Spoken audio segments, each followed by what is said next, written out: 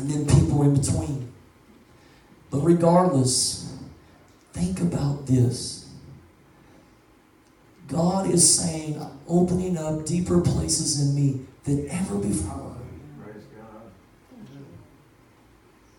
And think for a moment that if we choose, I choose, you choose to take that opportunity and go there in spite of our battles. Amen. Because the number one thing that will stop us is that we're in battle. The number one thing that will stop us is that we're in battle, and therefore our judgment is clouded. And what I am talking about today, you will have ears to hear and yet not really hear what I am saying. Come on. When the scripture gives that, he's speaking of unbelievers who have ears to hear and will not hear, eyes to see and yet will not see. But I say there's the same delusion, not to the level of sin, not to the level of living in disconnect to God completely, but I say into fully receiving what God has for this time in this season. There is a disconnect for understanding the time and the season and where we are. But God would draw us in this morning, not just with a sermon, but with a word from His heart and say, this is the time, this is the season. The hordes of hell open their mouth and unleash demons like never before. Don't be afraid, there is nothing to fear. But instead, present yourselves to me. Know that you're loved, you're not alone. Know that I have your battles. I was already there before you got there, and everything's going to be okay. God's going to take care of Harley, and that tumor's going to go. God's going to take care of your kids, Carol. God's going to take care of every situation in your lives. I could just speak to you. Kaiser's coming home to Jesus. I'm telling you, God is hearing your prayers, and He's fighting on your behalf. And He's not just cowering, He's consuming in the name of Jesus. So everything's good. He's got it. He's got your back. It's going to be all right. So this is what you can do. You can let go of it and still not be doing wrong. If I let go of it, then I'm not working on it. I'm not changing it. No, what you're doing is surrendering to God and presenting yourself in His love and mercy and saying, okay, God, you will not just count mine and be consumed because you care about me and you care about what I care about, and you've got it. So I present myself now. Take me and consume me so that I will be more like what you want me to be, more like you. And in being more like you, take me to deeper places in you. And having gone now into deeper places in you, I am in a position to be used of you like never before. And then when I put myself with other believers of like faith and like commitment and like going in that same direction in the deeper depths of God, 1,000, 2, 10,000, we say that often, but you understand there is a multiplied effect that we will have on the enemy, and he will not be able to hold back the forces of God in these last days, and we will reap harvest. We will see them come to Jesus. There will be things that God will do through us that have never been seen before, because we are going to places in God that we have never been before. Don't you dare let the devil convince and lie to you any longer that he's doing it, he's doing this, and he's doing that. There's nothing we can do. No, sir. No, ma'am. God is not just comparing to what he's doing. He's consuming what he's doing, and he's opening up something more greater for his people to consume the powers of hell. Hallelujah. Go deeper. And as you go deeper, let's take them. Let's take the lost. Let me just, you say, I don't know about all this. Let me just read you.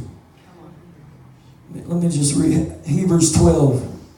If you want to go there real quickly. Are you still with me? Amen. Reading first from the New King James Version, says, now this, Hebrews 12, verse 27. Hebrews 12, verse 27. Now this, yet once more, indicates the removal of those things that are being shaken, as of things that are made, that the things which cannot be shaken may remain. Therefore, since we are receiving a kingdom which cannot be shaken, let us have grace, by which we may serve God acceptably, with reverence and godly fear. For our God is a consuming fire. That's perfect. He's speaking of the last days, and he said, if you read the scriptures ahead of verse 27, he referenced how Mount Sinai was shaken when God came down on that mountain. And he says, once more, I'm going to shake everything that can be shaken. And yet there's one thing, he says, that cannot be shaken, and that is my kingdom. His kingdom. So he's saying, grab onto grace and put everything you got, invest everything you are and everything you got into the kingdom. So when it shakes, guess what? You stand firm. That's right. Amen. Everything about you, everything you're connected to, Will be firm. stands firm. And while everything else falls apart, while everything else crumbles, because everything you are, everything you're about has been invested into the kingdom that will not be shaken.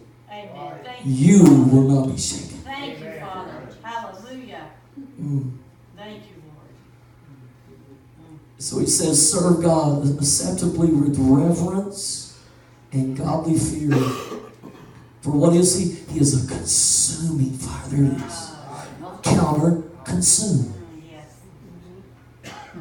Let me read it real quickly from the Amplified Version, just to drive home. Now this expression, yet once more.